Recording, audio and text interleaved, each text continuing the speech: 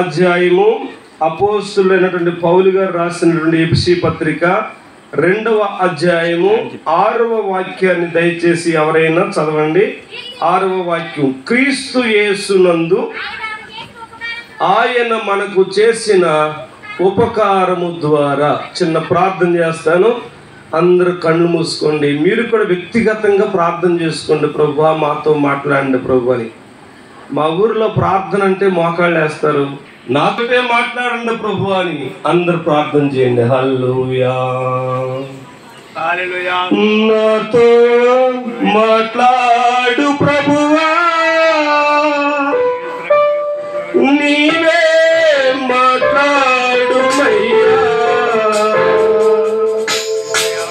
నాతో మాట్లాడు ప్రభువా, నీవే మాట్లాడుమయ్యా, నీవు పలికితే నాకు మేలయ్యా, నీవు పలికితే నాకు మేలయ్యా, నీ దర్శనమే నాకు చాలయ్యా, నీ దర్శనమే నాకు చాలయ్యా, నాతో మాట్లాడు ప్రభువా, నీవే మాట్లాడుమయ్యా, నాతో మాట్లాడు ప్రభువా, నీవే మాట్లాడుమయ్యా, నీవే మాట్లాడుమయ్యా. నేను మా ప్రియ పరలోకపు తండ్రి మీకు వందనాలు చెల్లిస్తూ ఉన్నాం. ఈ రాత్రి కాల సమయంలో మా ప్రియులు ధ్యానం చేస్తున్నాము తండ్రి. హల్లెలూయా. దేవుని వాక్యంలోనికి వెళ్ళేదానికి ముందు నేను ఏ గ్రామం వెళ్ళినా ఫస్ట్ క్లుప్తంగా సంపాదించారు. అందులో నేను చిన్నవాడిని. అయితే నేను ఒక లారీ డ్రైవర్గా పనిచేస్తూ ఉండేవాడిని. ఆర్టీసీలో డ్రైవర్ ఉద్యోగం వచ్చింది. ఆ తర్వాత 1992వ సంవత్సరంలో నేను చేసుకున్నటువంటి అమ్మాయి యేసుక్రీస్తు ప్రభుని అంగీకరించినటువంటి ఆమె ద్వారా యేసు ప్రభుని నేను కూడా నమ్ముకోవటం జరిగింది. అయితే మా కుటుంబ నేపథ్యం చెప్తాను ఒక 2 మాటలు. మా గ్రామంలో చర్చి లేదు, మా గ్రామంలో పాస్టర్ గారు కూడా లేరు. మరి చర్చి లేకపోయినా పాస్టర్ గారు లేకపోయినా నువ్వెలా పాస్టర్ అయ్యావు అని మీ ముఖాల్లో ప్రశ్న గుర్తు నాకు కనిపిస్తూ ఉంది. కనుక దేవుని బిడ్డలారా, మా నాన్నగారు మా గ్రామానికి గణాసరి. నాకు కొద్దిగా సౌండ్ ఆపరేటర్ గారు ఉన్నారు, కొద్దిగా సౌండ్ తగ్గిన. మా నాన్నగారు మా గ్రామానికి గణాసరి. గణాసరి అంటే బాగుంది. గణాసరి అంటే వర్షాలు కురవనప్పుడు మా నాన్నగారు వారం రోజులు ఉపవాసం పెట్టి వారం రోజుల తర్వాత మా నాన్నగారికి నెత్తికి గడగెత్తి చేతికి వ్యాపారట్టించి డప్పు మీద దెబ్బేస్తే అప్పుడు వచ్చేది మా నాన్నకి పూనకం. ఆ పూనకంలో ఊర్లో ఉన్న రైతుల్ని బండబూతులు తిట్టేవాడు. వాళ్ళందరూ వచ్చి మా నాన్నగారి పాదాలకు సాష్టాంగ కూడా నమస్కారం చేసేవారు. ఎందుచేతంటే మా నాన్నగారి మీదకి ఏవో దేవతలు వచ్చాయని, దేవుళ్ళు వచ్చారని మా ఊర్లో ఉన్న వాళ్ళందరూ కూడా విశ్వాసం. అయితే ఇంటికి వచ్చిన తర్వాత అడిగేవాడిని, నాన్న మన ఊరిలో రైతులు ఒక్కొక్కరికి 70 ఎకరాలు 50 ఎకరాలు రైతులు, వాళ్ళు భూస్వాములు ఆసాములు, మనకి సెంటు భూమి లేదు. అలాంటిది నువ్వు తిడుతుంటే పడుతున్నారు, అందులో నీ మీద శక్తులు ఉన్నాయని, దేవతలు ఉన్నారని, దేవుళ్ళు ఉన్నారని మన ఊరోళ్ళంతా భ్రమపడుతున్నారు. ఏంటి నాన్న నీలో ఉన్న ప్రభావం ఏంటి అని అడిగాను. మా నాన్న అన్నాడు కదా, నాలో శక్తులు లేవు, ప్రభావం లేదు, దేవుళ్ళు లేరు, దేవతలు లేరురా, తిడతానికి అదే టైం, మరో టైం దొరకదు అన్నాడు మా నాన్న. అంటే అర్థం ఏంటి అంటే వాళ్ళకి వీళ్ళకి గొడవలు ఉండేవి. మా ఊర్లో ఇప్పటికీ పోలీసులు రారు, ఇప్పటికీ మరి స్టేషన్కి వెళ్ళడం తెలియదు, ఇప్పటికీ లాయర్లు జడ్జీలు ఈ గొడవలే ఉండే వాళ్ళకి. కానీ కులానికి ఒక పెద్ద ఉంటాడు, చాలా పల్లెటూరు అని చెప్పాలి, కులానికి ఒక పెద్ద ఉంటాడు. ఏదైనా చిన్న చిన్న సమస్యలు వస్తే ఆ పెద్దలందరూ స్థలంలో కూర్చుని దాన్ని పరిష్కరించుకుంటారు అంతే. ఇక దాన్ని బయటకు తీసుకుని వెళ్ళి దాన్ని పెద్ద చేయాలని చూడరు. ఆ విధంగా యాదవాసులో గొల్లల్లో మా నాన్నగారు పెద్ద కాబట్టి, పెద్ద గొల్ల కాబట్టి మా నాన్నగారికి వాళ్ళకి వేరే వాళ్ళకి గొడవలు ఉండే. అయితే మా నాన్నగారు వాళ్ళని తిడతానికి ప్లస్ ఏంటంటే మా వాడికి పూనకం ప్లస్. ఆ పూనకం ప్లస్లో వాళ్ళు తిడుతుంటే వాళ్ళు ఏమనుకునేవారంటే మమ్మల్ని దేవతలే తిడుతున్నారని వాళ్ళు మురిసిపోయేవారు. కొన్నిసార్లు ఊర్లో తిరుగుతూ నాకు సంబరం చాలలేదనేవాడు. సంబరం చాలలేదు అంటే రక్తమని అర్థం. వెంటనే రోడ్డు మీద తిరిగి కోడిపెట్టను తీసుకొచ్చి మా నాన్న చేతికి ఇస్తే పళ్ళతో కొరికి అవతల పాడేసేవాడు. మొండానికి మొండం, పీకి పీకి వేరైపోయేది. నేను చెప్పేది వాస్తవం అవాస్తవం మీకు తెలియాలంటే ఏమి లేదు, ఇంటికి వెళ్ళిన తర్వాత ఇప్పుడు ఏం చేయబోకండి. మతం కాదు ఇది, నా గతం అని మీరు జస్ట్ టైప్ చేస్తే యూట్యూబ్లో నా సాక్ష్యం అర్ధగంట సేపు వస్తుందండి. నేను ఎలా గొర్రెలు కాసానో, ఎలా లారీ డ్రైవర్ చేశానో, ఇంకా లోకరీత్యా నా జీవితాన్ని ఎలా నాశనం చేసుకున్నానో, మా నాన్నగారు లోకంలో ఉన్నప్పుడు ఎలా బ్రతికాడో, యేసుక్రీస్తు ప్రభు నమ్ముకున్న తర్వాత మా జీవితాలు ఎలా మార్చబడ్డాయో అర్ధగంట సేపు ఉంటుంది. మతం కాదు ఇది, నా గతం అని కొడితే వస్తుంది, లేదా పాస్టర్ సిఎన్ కుమార్ అని టైప్ చేసినా నా సాక్ష్యం వస్తుంది. ఆ విధంగా పళ్ళతో కొరికి అవతల పడేసేవాడు. ముండానికి ముండం పీకి పీకి వేరే అయిపోయేది. అందరూ అనేవారు వీరన్న గారి మీద దేవుడు ఉన్నాడు, పెద్దగొల్ల గారి మీద దేవుడు ఉన్నాడు అనేసి చాలా సంబరపడిపోయేవారు. అయితే ఇంటికి వచ్చిన తర్వాత మరలా అడిగేవాడిని, నాన్న కోడినిచ్చి కత్తిచ్చి కొయ్యమంటే మేము ముందుకి వెనక్కి ఊగుతాం తప్ప కోడి పేరు తెగదు మాకు, అలాంటిది నువ్వు పళ్ళతో కొరికేస్తున్నావు, మన ఊరోళ్ళందరూ కూడా నీ మీద దేవతలు ఉన్నారని భ్రమపడుతున్నారు, ఏంటి నాన్న మీలో ఉన్న శక్తి ఏంటి అని నాకంటే పెద్ద ఒక అన్నయ్య ఉన్నాడు, ఆయన నేను నిలదీసి అడిగేవాళ్ళం. అడిగితే మా నాన్న అన్నాడు కదా, నాలో శక్తులు లేవు, నాలో ప్రభావం లేదు, ఏమీ లేదురా, మరి ఎలా కొరుకుతున్నావు నాన్న అన్నాను. తాగిన తిమ్మురులో కొరికేస్తున్నారా, నాకేం తెలుదురా అన్నాడు. అది మా కుటుంబ పరిస్థితి. అలాంటి కుటుంబంలో పుట్టాను నేను. యేసు ప్రభు తెలియదండి, అసలు మాకు చర్చి లేదండి. అసలు దేవుని బిడ్డలారా, మరి ఆ విధంగా పుట్టి ఆ విధంగా పెరిగినటువంటి నేను ఈ మహాదేవుని సేవ చేయడానికి ఈ భాగ్యాన్ని ప్రభు నాకు ఇచ్చాడు. ఎలాగా ప్రభు సేవలోకి వచ్చాననే తరువాయి భాగం చెప్తాను, లేని పక్షంలో వచ్చే సంవత్సరం చెప్తాను. ఇక జాగ్రత్తగా వాక్యం వినండి. దేవునికి స్తోత్రం.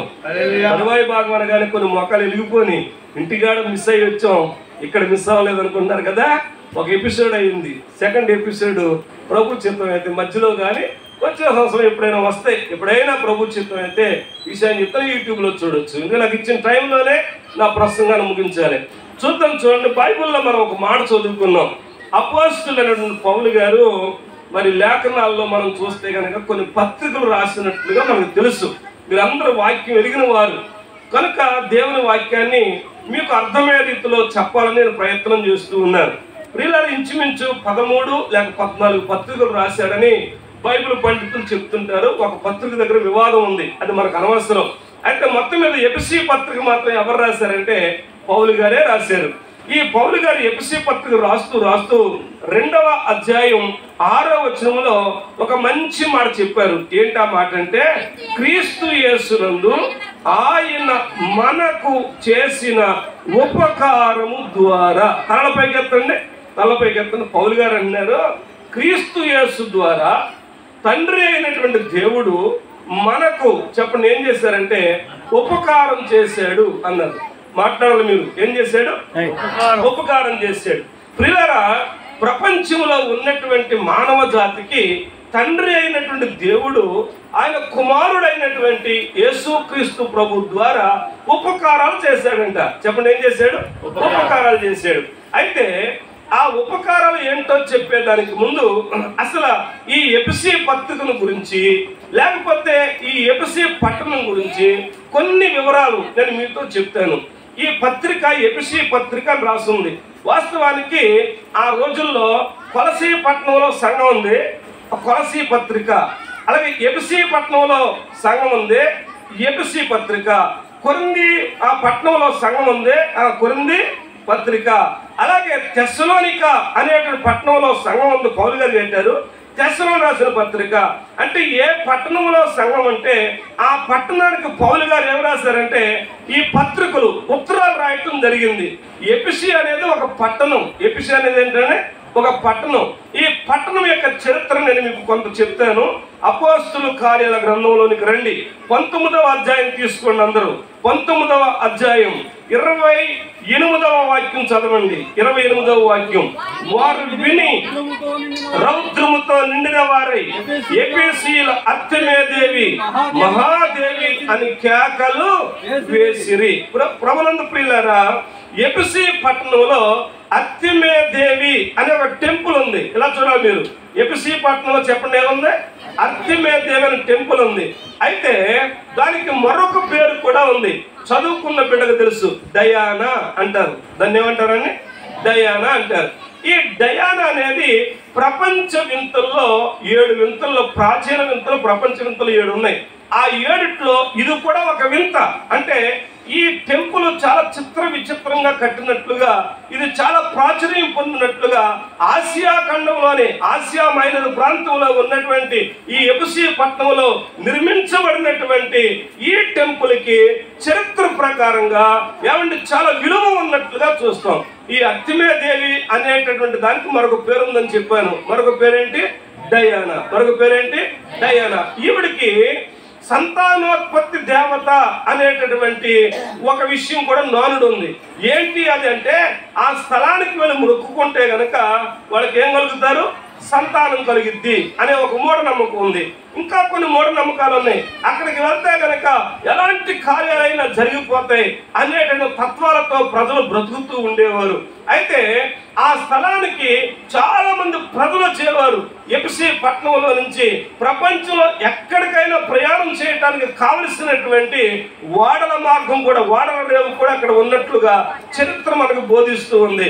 అయితే ప్రభునందు ప్రియమైనటువంటి దేవుని బిడ్డలారా, ఆ స్థలానికి టూరిస్టులు లెక్కలేనంత మంది వస్తూ ఉండేవారు. ప్రపంచ నలుమూల నుంచి, మన దేశం నుంచి కూడా, ప్రపంచంలో ఎన్ని దేశాలు అయితే ఉన్నాయో, ఎన్ని ఖండాలు అయితే ఉన్నాయో, అన్ని ఖండాల నుంచి కూడా ఆ అర్తిమే దేవి టెంపుల్ చూడటానికి వెళ్ళి ఆ డయానాను దర్శించుకొని వాళ్ళు చాలా గొప్పగా మాట్లాడుకుంటూ తిరిగి వస్తూ ఉండేవారు. దేవునికి స్తోత్రం. అయితే ఆ టెంపుల్ అక్కడ ఉండటం బట్టి అక్కడ జరిగేటటువంటి ఒక 5 మరి సాంఘిక దురాచారాలు ఉన్నాయి. ఆ 5 సాంఘిక దురాచారాలు చెప్తాను, జాగ్రత్తగా. మొట్టమొదటిది ఏంటి అంటే, ఆ టెంపుల్ అక్కడ ఉండటం బట్టి అపోస్తుల కార్యాల గ్రంథం 19వ అధ్యాయం 24వ వాక్యం చదవండి. 24వ వాక్యం 24. ఎలాగనగా డెమేత్రి అని ఒక కంసాలి అర్తిమే దేవికి వెండి పొలను చేయించటం వలన ఆ పని వారికి మిగుల లాభము కలుగజేయుచుండెను. అంటే అక్కడ ఏం జరుగుతుంది? వ్యాపారం జరుగుతుంది. హలో చెప్పండి, ఏం జరుగుతుంది? వ్యాపారం జరుగుతుంది. ఏ వ్యాపారం? వెండి పొల్ల వ్యాపారం. అంటే ప్రపంచంలోనే అది అద్భుతమైనటువంటి కట్టడం కాబట్టి ఆ డయానాను దర్శించడానికి వచ్చినటువంటి వాళ్ళు డయానాను దర్శించుకున్న తర్వాత వారు తిరిగి వెళ్ళేటప్పుడు అక్కడి నుంచి ఆ డయానా రూపంలో ఉన్నటువంటి వెండుగుళ్ళు ఆ ప్రాంతంలో ఉన్నవారు కొంతమంది తయారు చేసి మార్కెట్లో ఆ టెంపుల్కి బయట అమ్మేవారంటండి. అవి కొనుక్కు తెచ్చుకుని వారి ఇంట్లో పెట్టుకునేవారు. అందుచేత అక్కడ ఏం జరుగుతుందంటే వ్యాపారం బాగా జరుగుతుంది. వ్యాపారం గురించి నేను మీకు ఒక మాట చెప్తాను, వినండి. మీరందరూ కూడా మరి ఏదో కొనటానికి వెళ్ళినోళ్ళే, అమ్మినోళ్ళే. కొనేవాడు ఏమని కొంటాడంటే జబ్బుది జబ్బుది అని కొంటాడు. అమ్మేవాడు ఏమని అమ్ముతాడంటే మంచిది మంచిది అని అమ్ముతాడు. అంతే కదండి. అంతెందుకు, మీరందరూ బట్టల షాప్కి వెళ్ళారు ఎప్పుడన్నా? ఎలాగే కొనేది ఒకటే కానీ మొత్తం లోటంతా కిందకి తీపిస్తామండి. అది మనసులో ఎన్ని తిట్లు తిట్టుకుంటాడో నీకేమో అనవసరం. మొత్తం మీద నీకు నచ్చితే కొంటావు, నచ్చకపోతే బయటకు వచ్చేస్తావు. సరే, కొనేటప్పుడు నువ్వేమంటావంటే అస్సలు బాగోలేదు ఇది అంటావు, బేరమాడుతుంటావు. అసలు బాగోలేదంట బేరమాడుతావు. ఆడంటాడు ఏలూరు మొత్తం మీద అసలు ఇలాంటి సరుకు లేదు, అసలు నేనే తెస్తున్నాను ఈ సరుకు అనేసి ఆడంటాడు. మొత్తం మీద కొనేసుకుంటావు. కొనేసుకున్న తర్వాత నువ్వు బయటకు వస్తా ఏమంటావంటే భలే కొన్నాను రేటు తక్కువకి అనుకుంటావు. ఆడే అనుకుంటాడంటే భలే అమ్మాను లాభానికి అనుకుంటాడు. అంటే ఒక మాటలో చెప్పాలంటే వ్యాపారంలో మోసం ఉంది. వ్యాపారంలో ఏముంది? మోసం ఉంది. ఇప్పుడు ఈ డయానా దగ్గర ఏం జరుగుతుంది? అది మోసం. పిల్లలు కూర్చో అమ్మ, పిల్లలు కూర్చోబెట్టండి. నాకు ఇచ్చిన టైంలో క్లోజ్ అవుతుంది. సరే, వ్యాపారంలో ఏముందని చెప్పారు మీరే? మోసం ఉందని చెప్పారు. అంటే ఇప్పుడు డయానా దగ్గరికి వెళ్ళేటటువంటి వాళ్ళు మోసపోతూ ఉన్నారు, మోసం చేస్తూ ఉన్నారు. ఒకటి. రెండవది, ఇంకా అక్కడ ఏం జరుగుతుంది? 19వ అధ్యాయంలోనే 19వ అధ్యాయం 19వ చదవండి. 19 మరియు మాంత్రిక విద్య అభ్యసించిన వారు అనేకులు తమ పుస్తకములు తెచ్చి అందరి ఎదుట వాటిని కాల్చివేసిరి. ఎక్కడ? ఎఫెసీ పట్టణంలో మాంత్రిక విద్య అభ్యసించిన వారు ఉన్నారంటండి. అంటే డయానాను దర్శిస్తానికి వెళ్ళిన తర్వాత ఆ డయానాను దర్శించి ఒక వెండుకులు కొనుక్కొని అక్కడ మాంత్రికులు ఉన్నారు. ఆ మాంత్రికుల దగ్గరికి వెళ్ళి ఏమంటే పేరు బలాలు చూపించుకుని అలాగే చేతులు ఇచ్చి ఈ సంవత్సరం మాకు ఎలాగుంటది, మా ఇంట్లో పరిస్థితి బాగోలేదు, మా కుటుంబ పరిస్థితి బాగోలేదు, మా అబ్బాయికి పెళ్ళి అవటం లేదు, మా అమ్మాయికి పెళ్ళి అవటం లేదు, పిల్లలు కావటం లేదు, అప్పులు తిరగటం లేదు అని చూపించుకుని మంత్రాలు చేయించుకునేవారంటండి. అంటే మంత్రాలకు కూడా పుట్టినిల్లు ఎక్కడ? ఎఫెసీ పట్టణంలో ఉన్నటువంటి డయానా టెంపుల్ దగ్గర. దేవుని బిడ్డలారా, అలాంటి పరిస్థితుల్లో ఏమండి వెళ్ళినటువంటి వారు ఆ మాంత్రిక విద్యలకు ఏమండి అలవాటు పడిపోయి అవే వాస్తవాలు అనుకోండి వాళ్ళ జీవితాలు నాశనం చేసుకుంటూ ఉండేవారంట. దేవుని స్తోత్రం చెప్పండి గట్టిగా. ఇలా చూడండి నా వైపు. దేవుని పిల్లలు మోసం చేయొచ్చా? మోసం చేయకూడదు. రెండోది, మనము మోసపోకూడదు కూడా. ఎందుచేత? యేసుక్రీస్తు ప్రభు చెప్పారు, మీరు పాముల వలె వివేకంగాను పావురాల వలె నిష్కపటంగాను ఉందని చెప్పారు. అంటే చాలా జాగ్రత్తగా ఉండాలి. మా ఊరిలో ఒకసారి ఒక సంఘటన జరిగింది. ఇలాగే కూటాలు పెట్టామండి. కూటాలు పెడితే అందరూ తలకు 2000, తలకు 1000, తలకు 500 వాళ్ళ స్తోమతను బట్టి ఇచ్చారు.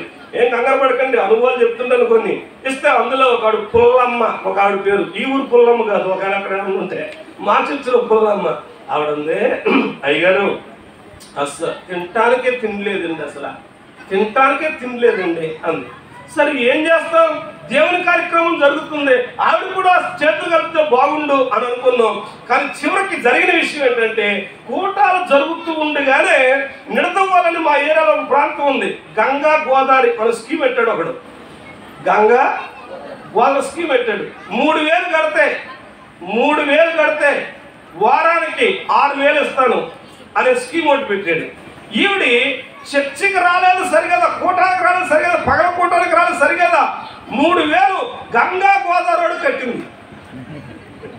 ఎవరికి? ఎన్ని రోజులకు వచ్చేస్తాయి? 3000 వారం రోజులకు వచ్చేస్తాయని గంగా గోదావరి కట్టింది. ఈ రోజుకి గంగా గోదావరి ఇవ్వలేదు డబ్బులు. సరే మొత్తం మీద వాళ్ళు దొరికారు, బోర్డు తిప్పేశారు. ఆ రోజుల్లో రాజబాబు గారు మన క్రిస్టియనే, ఆయన సిఐగా పనిచేస్తున్న నిడదోళ్ళు. ఆయన మొత్తం మీద చాకచక్యంగా ఆ దొంగలు పట్టుకుని తీసుకొచ్చి నిలబెట్టి ఆ బాధితులందరినీ తీసుకొచ్చి నిలబెడితే అతను అన్నాడు, ఏమండి కట్టారు కానీ నా దగ్గర డబ్బులు లేవు అన్నాడు. అప్పుడు సిఐ గారు, అప్పుడు నేను సిఐ గారు మొక్కలు ఉండేవాళ్ళు మేలు. అప్పుడు సిఐ గారు అడిగాడు, అవుతాడు, ఏమండి మీ కంపెనీ పేరేంటండి అన్నాడు. గంగా గోదావరి అన్నాడు. గంగా గోదావరి అన్నాడు. వీళ్ళు అడిగాడు, అమ్మ మీరు ఎక్కడ కట్టారు? గంగా గోదావరిలో కట్టావు అని. అప్పుడు సిఐ గారు జోగ్గాను, మీరు కట్టిన గంగలోను గోదావరిలోను కట్టింది, ఇక తూర్పు తిరిగి మీరు దండం పెడుతున్నాయి, ఇక డబ్బులు రావు వెళ్ళిపోండి అంతే. ఈ రోజుకి డబ్బులు రాలేదండి.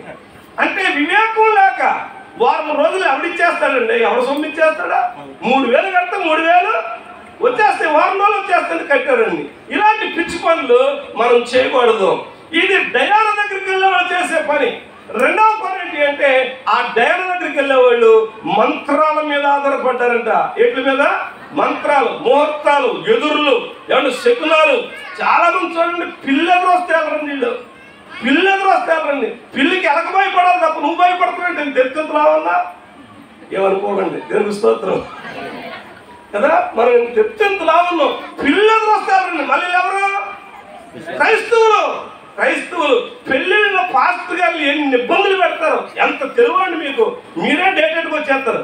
డేటెడ్కి వచ్చేసి అయ్యగారండి చూడండి ఒక డేట్ అంటారండి.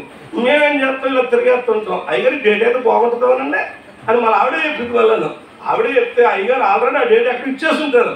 ఇచ్చేస్తుంటే అలా కదమ్మా ఈ డేట్ ఎక్కడికి వెళ్ళాలమ్మా, ఈ డేట్ పెట్టుకుంటే బాగుంటుందండి. అదే ఈ డేట్ అయితే అనుకూలం ఉంటుంది, మా చిన్నోడు హైదరాబాద్ నుంచి వస్తున్నాడు, ఆ టైంలోనే ఖాళీ అంటే మా చిన్నోడికి అనేసి ఇలాగ మొత్తం మీద పాస్టర్ గారినే అది కొట్టించేస్తారు తప్ప మీరు మాత్రం పాస్టర్ గారు పెట్టిన డేట్కి రారు. ఆల్రెడీ చిత్రం ఏంటి అంటే, ఆల్రెడీ పెళ్లి చేసేది పాస్టర్ గారు, లగ్గబెట్టేది నేను అనలేదు, మీరే అన్నారు. అలా చేసుకోవచ్చు. అసలు మనం దేవుడిని నమ్ముకునే వాళ్ళ అసలు మంత్రాలలోకి వెళ్ళవచ్చా? నా పెళ్ళి ఎప్పుడైందో చెప్తాను వినండి. నాకు 7 సంబంధాలు చెడిపోయి దేవుడి దయ వల్ల. నేను స్తోత్రం. చెడిపోయి అన్నం చేసుకున్నది లేదు. కూటమి అయిపోయిన తర్వాత వెళ్తే ఇదంటే బాబురు గారు ఇలాంటి ఆయన తీసుకొచ్చాడు, 7 చేసుకుని వదిలేడంట అనకండి. 7 సంబంధాలు చెడిపోయి అంటే అర్థం ఏంటి? అది వచ్చారు, చూసుకున్నారు, బాగానే ఉన్నాడు అన్నారు. పక్కింటికి వెళ్ళారు. పక్కింటి వాళ్ళు ఏం చెప్పాలనుకున్నారు? పక్కింటి వాళ్ళు కూడా చూసి చేసుకోమన్నారు. వాళ్ళు మాత్రం తప్పేం చెప్పలేదండి. మళ్ళీ ఆదివారం మొత్తం వెళ్ళిపోయారు. ఈ ఆదివారం దగ్గర రాలేదు. ఇక వచ్చిన కుదరతో పెళ్లి అయిపోయింది. 3 పిల్లలు, 2 అల్లుడు సేవకులు, కొడుకు కూడా సేవకుడే, MTH పూర్తి చేశాడు. ఇప్పుడు PhD చేయడానికి అమెరికా రేపు జూలైలో వెళ్తున్నాడండి. ఈ విధంగా దేవుని బిడ్డలారా 7 సంబంధాలు అడ్రస్ లేకుండా చెడిపోయి వెళ్ళిపోయారు. ఇక లాస్ట్ ఇక మా అమ్మకు బెంగెట్టేస్తుంది, వీడికి పెళ్లి కూడా అయ్యేలాగా లేదని. అప్పటికి మా ఇంట్లోకి సువార్త మెల్లిగా తీసుకొచ్చింది మా మేనత్త గారు. సువార్త చిత్తానికి వస్తే మా మేనత్త గారు మరి ఆ ప్రార్థనలో కూర్చుంటే మా అమ్మందే, 7 సంబంధాలు చెడిపోయి, నాన్నకేమో కాలు చేయబడిపోయి మంచం మీద పడిపోయాడు, అన్నదమ్ములు అక్క చెల్లెలందరూ నేను విడిచిపెట్టేశారు, నేనైతే ఓపుకుంది కాబట్టి ఏదో కోతలకి వెళ్ళి ఊడుపులకి వెళ్ళి నేను పెంచుతున్నాను, నేను బ్రతుకుండి కానీ నీకు పెళ్ళి అయిపోతే నేను సంతోషంగా కన్ను మూస్తానురా, ఆ ప్రార్థనలో కూర్చొని నీకు పెళ్ళి అవుద్ది అంది మా అమ్మ. సరేలేసి ప్రార్థనలో కూర్చున్నాం. 4-5 వచ్చారు మా ఊరు. అప్పుడు ప్రార్థనకి కూర్చుంటే ప్రార్థనకు వచ్చిన వాళ్ళు ఒక ఆవిడ సేవకురాలు. ఆవిడ నన్ను చూసిందే, ఈ అబ్బాయి ఎవరు అని అడిగితే పెద్దగోళ్ళ గారి అబ్బాయి, ఇంటోళ్ళ అబ్బాయి అని చెప్తే ఈ అబ్బాయికి మా అమ్మాయిని ఇచ్చి పెళ్లి చేస్తాం ఉంది ఆవిడ. మన గురించి తెలవకుండానే అదేప్పుడు ప్రార్థనకు వచ్చిన ఏంటంటే వీడికి ఇచ్చేదానికంటే తూర్పు గోదావరికి పశ్చిమ గోదావరికి మధ్యలో గోదావరి ఉంది. కాళ్ళు చేతులు కట్టి కొవ్వురు పిచ్చి మంది గోదావరిలో పడేస్తాం మీ పిల్లల్ని, ధవలేశ్వరం లోపల దగ్గర దొరికిద్ది. వీడికి ఎత్తే ఎక్కడ మెత్తడో చెప్పలేమన్నారంట. ఎంత మంచి చూడండి. చివరికి మా అత్తగారు అంది, ఇస్తే ఈ అబ్బాయికి ఇస్తానని చెప్పింది. మొత్తం మీద మా వాళ్ళు ఊరుకుని చేసుకుంటే లోపు అయిపోతామని 20,000 అడిగారు. వాళ్ళు 3,000 ఇస్తామన్నారు. 8,000కి బేరమయ్యాను మొత్తం మీద. నేను నాకు కట్టమని తెలిసిపోయింది కదా. 8,000 తీసుకున్న పాపానికి మా అత్తగారు తిన మా మామగారు తిన చెప్తారు 2 లక్షలు అయింది. అందుచేత దయచేసి కట్నాలు తీసుకోవద్దు. ఎవరు ఇస్తే వాళ్ళు ఫ్రీగా ఇస్తే తీసుకోవడం తప్ప ఆడపిల్లలు అడ్డెట్టుకుండి మాకు అంత కావాలి ఇంత కావాలి అనే సంతమానం అత్తోరింటికి పంపేయడం కాదు. ఓకేనా? సరే, దేవుని వాక్యం జాగ్రత్తగా దేవుని బిడ్డలారా. మొత్తం మీద ఆ విధంగా 8,000కి బేరమయ్యేటప్పుడు యేసుప్రభు అంటే మాకు తెలియదు. మరి వాళ్ళు ప్రభువులో ఉన్నవాళ్ళు. అప్పటికి వాళ్ళు బాప్తిస్మాలు పొందారు. మా నాన్నగారు ఫోన్ చేసి అన్నాడు, మరి పంతులు గారు, మీ పంతులు గారు మా పంతులు గారు అన్న పెళ్లికి. వాళ్ళు అన్నారు పంతులు గారు ఏంటి అన్నారు. మరి పంతులు గారు లేకుండా పెళ్లి ఏంటి అన్నారు వాళ్ళు. మా నాన్నగారు వాళ్ళు అన్నారు పంతులు గారు కాదు, పెళ్లి చేసేది పాస్టర్ గారు అన్నారు. పాస్టర్ గారు పెళ్లి చేస్తారా? ఎందుకంటే అంతకు ముందు మా ఊర్లో చర్చి పెళ్లి అంటే పరిశుద్ధ వివాహం ఎవరికి జరగలేదండి. పరిశుద్ధ వివాహం ఫస్ట్ మా ఊర్లో నాదే. దేవునికి స్తోత్రం. ఆ రోజు మొదలుకొని నేను సేవకునయ్యాను. ఈ రోజు వరకు మా ఊర్లో మరొక పెళ్లి లేదు. 600 పెళ్లి చేశాను ఆ ఊర్లో నేను. దేవునికి స్తోత్రం. ఆ విధంగా ప్రభునందు ప్రియులారా, చివరికి మొత్తం మీద వాళ్ళు అన్నారు పంతులు గారు ఉంటారు, పాస్టర్ గారే ఉంటారు అన్నారు. సరే, మరి పాస్టర్ గారు అయితే మాకు కుదరదు అన్నారు మా వాళ్ళు. అయితే క్యాన్సిల్ అన్నారు వాళ్ళు. ఏంటి పెళ్లి క్యాన్సిల్ అన్నారు వాళ్ళు. అప్పటికి వెళ్ళిపోయి అది మీ ఊర్లో వచ్చేసిన వార్త, ఇంకెవరు చేస్తారు మనకు పెళ్లి. అందుచేత మా వాళ్ళు దానికి ఒప్పేసుకున్నారు. ఒప్పుకున్న తర్వాత ఇది చాలా ఉపయోగం మీకు, జాగ్రత్తగా వినండి. ఒప్పుకున్న తర్వాత మరి పెళ్లి కొడుకుని చేసే రోజు వచ్చింది. పెళ్లి కొడుకుని చేసే రోజు వస్తే మా వాళ్ళు ల్యాండ్ ఫోన్ చేసి అన్నారు, మరి పెళ్లి కొడుకుని చేస్తున్నా, మరి మీ పిల్లలు రెడీ చేశారా?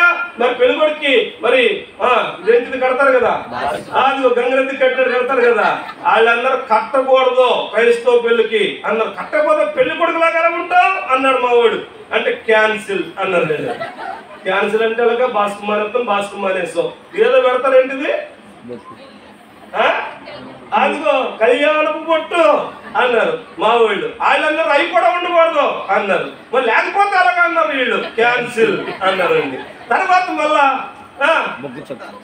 చెప్పండి, మనం అందరూ క్రైస్తవులే, ఎవరో వస్తున్నారు పెద్దక్క మన ఇంటికి, బొత్తికి ఎలాగైతే ఎలాగా అని ఏదో పక్కన పెడుతుంది.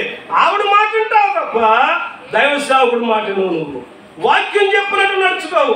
ఇదంతా డయానా పద్ధతి. ఎఫెసీ పట్టణంలో మైనర్ ఆసియా ప్రాంతంలో అత్తిమే దేవుని దగ్గర జరుగుతున్న తతంగం ఇది. అది ఇప్పుడు సంఘాలను తీసుకొచ్చాం మనం. దేవుని పిల్లలు చెప్పినట్లు, సేవకులు చెప్పినట్లు వినక లోకానికి మనకు తేడా ఏమీ కనిపించడం లేదు. అసలు క్రైస్తవులు ఎవరో, క్రైస్తవేతరులు ఎవరో తెలియటం లేదు ప్రియులారా. ఇది కావాలన్నాం మేము. వాళ్ళు అన్నారు ఇది పెట్టుకుంటే క్యాన్సిల్ అన్నారు వాళ్ళు. ఇక నెక్స్ట్ ఇయర్ నేను కూడా క్యాన్సిల్ ఇక్కడ మీకు. దేవునికి స్తోత్రం. సరే, ఏది ఏమైనా దేవుని బిడ్డలారా చివరికి అది కూడా మానేసాం. మానేసిన తర్వాత మరి సాయంత్రం పెళ్లికి వెళ్ళాలి. అప్పుడు నేను లారీ డ్రైవర్గా చేస్తున్నాను. మా ఓనర్ గారు ఫోన్ చేసి అన్నాడు, శ్రీను, నా పార్ట్నర్ శ్రీను, ఏమనుకోవద్దు, లారీ ఉంది, డ్రైవర్ లేడు, నువ్వే వచ్చి లారీ వేసుకెళ్ళాను. ఇప్పుడు మా ఆ రోజుల్లో లారీ మీద తీసుకెళ్ళే వాళ్ళు చుట్టాలి. లారీ వేసుకొచ్చాను. లారీ వేసుకొచ్చి ఇక్కడ నుంచి గోకవరం తీసుకెళ్ళాలి. తూర్పుగోదావరి జిల్లా రంపచోడవరం దగ్గర మాత్రం అక్కడ తీసుకెళ్ళాలి. గుండెక్కలు చాలా పల్లెటూరు, ఊరంతా కూడా సీనిగాడి పిల్లంట, పంతులు గారు లేరంట, చూస్తారండి హో అనేసి ఊరంతా లారీ ఎక్కేసారు. వాళ్ళందరినీ లారీ ఎక్కించుకుంటే డ్రైవర్ లేడు కదా, దానికి మన డ్రైవర్ ఎవరు? నేనే. అసలు పెళ్లి కూడా కావడం తెలుసు అసలు అందుకే నేనే వాళ్ళు వేసుకుంటే గోకవరం రాత్రి 12 గంటలకు వెళ్ళిపోయాం. ఆ రాత్రి పడుకున్నాం. తెల్లారి పొద్దున్న 9 గంటలకు ఒక ఆయన వచ్చాడు. అన్నాడు, బాబు శ్రీను అంటే ఎవరు అన్నాడు. నేనేనండి అన్నాను. నీ పెళ్లి 10 గంటలకు రెడీగా ఉండు అన్నాడు. నేను 9:30కి రెడీ అయిపోయాను. ఎందుకంటే ఇప్పటి నుంచో పిల్లని రాలిపోతున్నాం. చివరికి 10 అయినా పెళ్లి లేదు, 11 అయినా పెళ్లి లేదు, 12 అయినా పెళ్లి లేదు, 1 గంట అయినా పెళ్లి లేదు, 2 అయినా పెళ్లి లేదు. 2 అయినా పెళ్లి లేకపోతే భోజనాలు పెడతలేదు వీళ్ళు. పెళ్లి అయితేనే భోజనాలు అంటున్నారు. షుగర్ పేషెంట్లు కింద పడిపోతున్నారు, బీపీ పేషెంట్లు కింద పడిపోతున్నారు. చిత్రం ఏంటంటే నాకు పెళ్లి చేసే పాస్టర్ కొత్త బట్టలు కుట్టించుకున్నారు రాజమండ్రి. బట్టలు నాకు కావాలా, ఆయనకు కావాలి. సరే, మొత్తం మీద 2 గంటలకు వచ్చాడు. 2 గంటలకు వచ్చి, సచివాలయ కంగారు పడుకో, నీకు ఎప్పుడు ఇవరకు చెప్పాను కదా, కొత్త బట్టల మీద పెళ్లి చేస్తానన్నాను కదా, బట్టలు పొద్దున్న చూసుకోలేదు, వెళ్ళి కుట్టించుకుని వచ్చేసాను అన్నాడు. నాకు వచ్చాడు, శ్రీను దా 2 నిమిషాలు చేస్తాను నీ పెళ్ళి అన్నాడు. ఏంటి 2 రోజుల నుంచి పిల్లని చూస్తా 2 నిమిషాలు చేస్తావా అనేది మొత్తం మీద చర్చిలోకి వెళ్ళాం. నుంచోబెట్టిన తర్వాత ఈ అమ్మాయి అంటే ఇష్టం అన్నాడు. ఇష్టమైన బాబు అన్నాను. ఈ అబ్బాయి అంటే ఇష్టం అన్నాడు. ఆవిడ ఆయ్ అందండి. ఆవిడ కోటి పెళ్ళి అంటే యానం అంటారు కదా, తూర్పుగోదావరి భాష పెరుగుతుంది కదా, ఆయ్ అందండి. ఆయ్ అనేటప్పటికి తాళి కట్టేసాను. పెళ్ళి అయిపోయింది, వెళ్ళిపోయి ఇదే నా పెళ్ళి. అస్సలు ఆర్కెస్ట్రా లేదు. ఇప్పుడు పెళ్ళిళ్ళ రామమ్మ పెళ్లి కూతురు పాట, పెళ్లి కూతురు వస్తే పాట, పెళ్లి కొడుకు వస్తే పాట, ఏమండి కూర్చుంటే పాట, లెగితే పాట, తాళి కడితే పాట, ఉంగరం కడితే పాట, దండలేస్తే పాట, చేతులు కలిపితే పాట. ఈ పాటలన్నీ చూసి ఇదంతా చూసి మళ్ళా పెళ్లి కుదురుతా ఏమండి. అలాగా మొత్తం మీద 2 నిమిషాల్లో పెళ్లి చేసాడు నాకు. ఇప్పుడు జాగ్రత్తగానండి. పెళ్లి అయిపోయిన తర్వాత బయటకు వచ్చి కూర్చున్నాం ఇద్దరు. మా ఊరోళ్ళు కుదురుకుంటారు కదా, అందులో ఒకడు వచ్చానండి. రే పెళ్ళంటే ఏమనుకున్నారా, 100 ఏళ్ల పంట, 100 ఏళ్ల పంట, 100 ఏళ్ల పంట అన్న సంగతి తెల్లం. 100 ఏళ్ల పంట పెళ్ళి చూసుకుంటూ చేసుకోవాలి. ఈరోజు మంగళవారం పెళ్ళాడడం చేసుకుంటాడా, మంగళం అయిపోతున్నాడు. నాకేం చేయాలి అర్థం కాలే. మళ్ళీ ఇంకొక ఆమె వచ్చిందే, బాబు శ్రీను బాబు, పెళ్ళి అంటే కాస్తంత సందకాల లాకమో తెల్లారి గట్ట లాకమో చేసుకోవాలి. మిట్ట మధ్యాహ్నం 2 గంటలు చేసుకున్నాం. ఈ అమ్మాయిని కాపురం చేద్దా అంత అమ్మాయి మేము ముఖం మీద. చివరికి మళ్ళీ ఇంకొక ఆయన వచ్చాడు. రే పాస్టర్లకు ఏం తెలుసురా, బైబిల్లో ఆ జక్కయ్య కథలను, ఆ బైబిల్లో దావీదు కథలను, ఆ బైబిల్లో ఆదాము కథలు చెప్పుకుంటారు వాళ్ళు. అందుకంటే ఏం తెలుసు, తిది నక్షత్రం, పేరు బలాలు, మంచి చెడ్డ ఇవన్నీ ఉంటాయి, పంచాంగం ఉంటుంది. అది చూసుకోకుండా ఈ రోజున నువ్వు అష్టమి రోజు చేసుకున్నావు. అష్టమి అంటే కష్టాలు పాలైపోతావు అన్నాడు.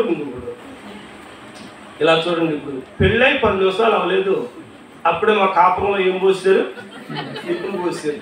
ఏంటంటే మంగళవారం చేసుకున్నామంట, మంగళం అయిపోద్దంట. అష్టమి రోజు చేసుకున్నామంట, కష్టాలు పాలైపోతామంట. మేము 3వది ఏంటంటే మిట్ట మధ్యాహ్నం చేసుకున్నామంట, కాపురం చేయదంట. జాగ్రత్తగా ప్రియులారా, దైవజనుడు చెప్పినట్లుగా ఆయన వచ్చిన సమయానికే మిట్ట మధ్యాహ్నమే చేసుకున్నాం, మంగళవారమే చేసుకున్నాం, అష్టమి రోజున చేసుకున్నాం. నేను, నా భార్య, నా పిల్లలు అందరం క్షేమంగా ఉన్నాం. చప్పట్లు కొట్టొచ్చు ఇలాంటప్పుడు. హల్లెలూయా. అయితే మీరు అనొచ్చు, పాస్టర్ గారు మీకు కష్టాలు లేవా అనొచ్చు. బోల్డ్ కష్టాలు ఉన్నాయి. సంఘస్థులు పెట్టే కష్టాలు తప్ప ఇంకే కష్టాలు లేవు. సంఘస్థులు ఏం కష్టాలు పెడతారు మాస్టర్ గారు అనుకుంటారా? చెప్తారు వినండి జాగ్రత్తగాను. ఏం పెట్టరు, చాలా సైలెంట్ గా ఉంటారు. మీ ఊరోళ్ళు మంచి వాళ్ళు ఉండే, మా ఊరోళ్ళ గురించి చెప్పుకోవడం కుదరక ఇక్కడ దాకా వచ్చి చెప్పుకుంటారు అంతే. జాగ్రత్తగా రండి. చక్కగా కూటాలు జరుగుతాయా, అందరూ భోజనాలు చేస్తారా, ఒక్క ఆవిడ మాత్రం భోజనం చేయకోకుండా సీరియస్ గా బయలుపెట్టుకుని వెళ్ళిపోతుంది. తినాలి. ఇంటికి వెళ్ళిపోయిందో తెల్ల మనకి చివరికి ఎవరో చూస్తారు, చూసి పరిగెట్టుకుని వచ్చి అయ్యగారు అయ్యగారు అయ్యగారు ఆ అక్క భోజనం చేయకుండా వెళ్ళిపోయిందంటే పాస్టర్ గారికి ఆ రాత్రి నిద్ర పడద్దా? నిద్ర పట్టదండి. నిద్ర పట్టదు సరిగా. చివరికి వెంటనే ఫోన్ చేస్తారండి. ఫోన్ చేయాలని నెంబర్ తీసి ఫోన్ చేస్తాడు. అప్పటికే స్విచ్ ఆఫ్, నాట్ రీచబుల్. అప్పటికే స్విచ్ ఆఫ్ చేసేది అక్కకి తెలుసు పాస్టర్ గారు ఫోన్ చేస్తారని. ఇక పాస్టర్ గారు నిద్ర అవడు, తిండి మీద ఉండదు. మళ్ళీ ఆదివారం ఎప్పుడు వస్తుందని చూస్తాడు. ఆదివారం వస్తుంది అక్క మొత్తం మీద బైబిల్ పెట్టుకుని చాలా సీరియస్గా వస్తుంది. ఎవరితోటి మాట్లాడదు. అలాగే బైబిల్ అలా పడద్దంతే మోకాళ్ళు వేసి ప్రార్థన చేస్తుంది. పక్కన ఉన్నటువంటి చెల్లెలు అక్క మన కూటాల్లో అందరూ భోజనం చేశాను, ఒక్కదానిగా చేయకుండా వెళ్ళిపోయావు ఏంటి అనేటప్పటికి అక్కడదే నేను మనుషుల కోసం రావటం లేదు, దేవుని కోసం వస్తున్నాను అని భారీ డైలాగ్ అవుతుంది. ఇక ఈ డైలాగ్కి ఇక ఇవిడ అనుకుంటుంది అక్కనట్లో నోరెట్లో ఉంటే డైమెన్షన్లో ఎరెట్లో ఉంటే ఇక ఇవిడితో మాట్లాడకూడదని సైలెంట్ అయిపోద్ది, ప్రార్థన అయిపోద్ది. అయిపోయిన తర్వాత ఆ రోజు పాస్టర్ గారు చాలా జాగ్రత్తగా చెప్పాలి వాక్యం. ఎంతసేపు వాక్యం చెప్పినా ఆ సమరయ స్త్రీ గురించో, ఆ భర్తిమయ్య గురించో, ఆ జక్కయ్య గురించో చెప్పాలి తప్ప లోపడాలి, విధేయతగా ఉండాలి, చెప్పిన మాట వినాలి. ఇలాంటి మాటలు చెప్పాడు సెకండ్ కేసు మోసం అయిపోద్ది. అంచేత పాస్టర్ గారు ఆ 45 నిమిషాలు చాలా జాగ్రత్తగా ఒళ్ళు దగ్గర వాక్యం చెప్తారు. చెప్పిన తర్వాత ఎలాగైనా ఆవిడతో మాట్లాడి సమాధానం పడాలని ఆవిడ తిరిగేసుకుని వెళ్ళిపోతుంటే ఆవిడ కోసం ఇలాగెళ్ళి అమ్మ ఏంట్రా మనం ఒక్కదానివే భోజనం చేయాలంటే అందరూ చేశారంటే మమ్మల్ని చెప్తున్నారంటే ఇవి అంటే మేము తింటే ఎంత మన చెప్పేస్తారు. వీళ్ళందరూ బాగా దగ్గర సంబంధం ఉంది. తింటే ఎంత తినకపోతే ఎంత వెళ్ళిపోతారు కదా. ఏ పాస్టర్ గారి మనస్సు ఎంత ఉండదంటే అందుచేత ఆ కష్టాలు తప్ప ఇంక వేరే కష్టాలు ఏమీ లేవు. సేవకు వచ్చేటప్పుడు దువ్వనడతాను ఖాళీ ఉండేది కాదు. సేవకు వచ్చిన తర్వాత దువ్వంతో పని లేకుండా పోయింది. 2 దువ్వాలు మెయింటైన్ చేసేవాళ్ళు గారు, 10 మంది దువ్వాలి కింద దువ్వాలి. అసలు దువ్వంతో పనే లేదు. అసలు ఇలా అనుకుంటూ వచ్చేది పోతుంది. మా బ్యాచ్ చాలా మంది యూట్యూబ్ లో చూడండి నా సాక్స్ అంత ఒత్తుగా ఉంటుందో అసలు ఇప్పుడు ఒక్క ఇంటికి కూడా లేదు. అంతా మీ సలహా దీని స్తోత్రం. కప్పు నుండి ఖర్చు లేదు, ఆకు లేదు, షాంపూ ఖర్చు లేదు. దేవుడు మిమ్మల్ని దీవించును కాక. మీరు అలా ఉండిపోకుండా సేవకుడు చెప్పినట్లేదండి. అది వివాహమైన గృహప్రవేశమైన ఏమండి ఒకవేళ మరి ఏదైనా రాటేయటం అన్నా లేకపోతే మీ ఇంట్లో కూటమైనా మాంత్రికుల మీద ఆధారపడకూడదు. ఎవరి మీద ఆధారపడాలి? సేవకుడు చెప్పినట్టు వినాలి. కానీ దయాల దగ్గర జరుగుతున్న తతంగం ఏంటి అంటే ఫస్ట్ చెప్పండి ఏం జరుగుతుంది అక్కడ? వ్యాపారం, మోసం. రెండవది ఇంకేం జరుగుతుంది? మాంత్రిక విద్యలు జరుగుతున్నాయి. మూడవది చూద్దాం 19వ అధ్యాయం 29వ వాక్యం. పట్టణము బహు గలిబిలిగా ఉండెను, మరియు వారు పౌలుతో ప్రయాణమై వచ్చిన మాసిదోనియా వారైన గాయిను అరిస్తర్కును పట్టుకుని దొమ్మిగా నాటకశాలలో చొరబడిరి. ప్రియులారా, ఎఫెసీ పట్టణంలో నాటకశాల ఉంది. ఆ రోజుల్లోనే 25,000 మంది కూర్చుని నాటకాలు చూడటానికి అనువుగా ఒక స్టేడియం కట్టుకున్నారండి. అందుచేత అక్కడ ప్రజలు అల్లరితో కూడినటువంటి ఆటపాటలకు బాగా అలవాటు పడ్డారండి. వారికి దైవ భీతి లేదు. దయాల దగ్గర ఉంటున్నారు, అదే వాస్తవం అనుకుంటున్నారు. కానీ దేవుని వాక్యం తెలియదు వాళ్ళకి, యేసుక్రీస్తు ప్రభు గురించి తెలియదు వాళ్ళకి. అయితే ప్రభునందు ప్రియులారా, వారు 24 గంటలు కూడా ఆ స్టేడియంలో కూర్చుని ఏమన్నా మైదానంలో కూర్చుని వాళ్ళు చేస్తున్నటువంటి రకరకాల ఆ నాటకాలు ఏవైతే ఉన్నాయో వాటిని చూస్తూ వాళ్ళ కాలక్షేపం జరిపించేస్తూ ఉన్నారని. దేవుని పిల్లల వీటి జోలికి వెళ్ళొచ్చా? వెళ్ళకూడదు. ఒకప్పుడు ఎక్కడో థియేటర్ ఉంటే అక్కడికి వెళ్ళొచ్చేవాళ్ళం. తర్వాత ఇంట్లోకి వచ్చింది ఆ దెయ్యం. ఇప్పుడు ఎక్కడికి వచ్చిందంటే చేతిలోకే వచ్చిందండి. ఇప్పుడు ఒకే కంపలో 4 ఉంటారు, ఒకరు మాట్లాడుకోరు, ఏంటి ఇలాగంటారు. ఎవరి పని ఆడదండి, ఎవరికి సంబంధాలు ఉండవండి. కనుక దేవుని పిల్లలు ఈ లోకంలో రకరకాల సీరియళ్ళకి, సినిమాలకి, ఏమండి రకరకాల కామెడీ షోలకి ఏమంటే దగ్గర అయిపోయి సమయాన్ని వృధాగా పాడు చేస్తున్నారండి. ఇదంతా ఎక్కడి నుంచి ప్రారంభమైందంటే ఎఫెసీ పట్టణంలో దయానా దగ్గర నుంచి ప్రారంభమైంది. ఇంతవరకు ఎన్ని విషయాలు చెప్పారు మీకు? మూడు. ఫస్ట్ ఏంటి? వ్యాపారం జరుగుతుంది. వ్యాపారంలో ఏముందని చెప్పాను? మోసం ఉంది. రెండోది ఇంకేం జరుగుతుంది? మాంత్రిక విద్యలు. అంటే మన మాంత్రికుల విద్యల జోలికి మనం వెళ్ళకూడదు, ముహూర్తాలు చూడకూడదు. సేవకుడు ఏం చెప్తే అదే చెయ్యాలి. మూడోది ఇంకేం చెప్పాను మీకు? నాటకశాల. ఏంటన్నది? నాటకశాల. రకరకాల నాటికలకు పుట్టినలు ఎపిసి పట్టం. ఇప్పుడు నేను చెప్పే విషయాలు బైబిల్లో ఒక్క దాంట్లో మాత్రమే కాదు, మీరు నెట్లోకి వెళ్ళి చూసుకున్నా ఈ విషయాలు డయానా గురించి నేను చెప్తున్న విషయాలు మీకు బయటకు వస్తాయి ప్రియులారా. నాలుగవది ఏంటి అంటే అక్కడ విపరీతమైనటువంటి అలంకరణ, సోకులకి ఎక్కువ ప్రాధాన్యత, సోకులకి ఎక్కువ ప్రాధాన్యత ఇచ్చేటటువంటి జనం కూడా అక్కడే తయారయ్యారండి. ఇక ఐదవది ఏంటంటే దేవదాసి వ్యవస్థ. అనగా ఒక స్త్రీ పుష్పత అయిన తర్వాత ఆమెను తీసుకుని వెళ్ళి యథేచ్ఛగా ఆ దేవునికి వివాహం చేస్తారు, ఆ దేవాలయంలో డైర దగ్గర ఉండిపోతారు. ఆ రోజుల్లోనే రోమా ప్రభుత్వం ద్వారా లైసెన్స్ పొందినటువంటి 1000 మంది జోగినీలు ఆ డయానా టెంపుల్ కి ఉన్నట్లుగా చరిత్ర మనకు చెప్తూ ఉందండి. ఆ విధంగా ఆ పట్టణం పూర్తిగా పాడైపోయి, పూర్తిగా నాశనం అయిపోయి, సాంఘిక దురాచారాలతో ఏమన్నా పట్టణం ఉంటూ ఉన్నప్పుడు పౌలు గారు ఆ పట్టణానికి వెళ్ళి 3 సంవత్సరాల నుండి వాక్యం చెప్పారు. చూద్దాం, చూడండి. ఆ మాట 19వ అధ్యాయము 26వ వాక్యం చదవండి. 19:26. అయితే చేతులతో చేయబడినవి దేవతలు కావని ఈ పౌలు చెప్పి ఎఫెసులో మాత్రము కాదు, దాదాపు ఆసియా అంతటా బహుజనులను ఒప్పించి త్రిప్పి ఉన్న సంగతి మీరు చూచియు వినియు ఉన్నారు.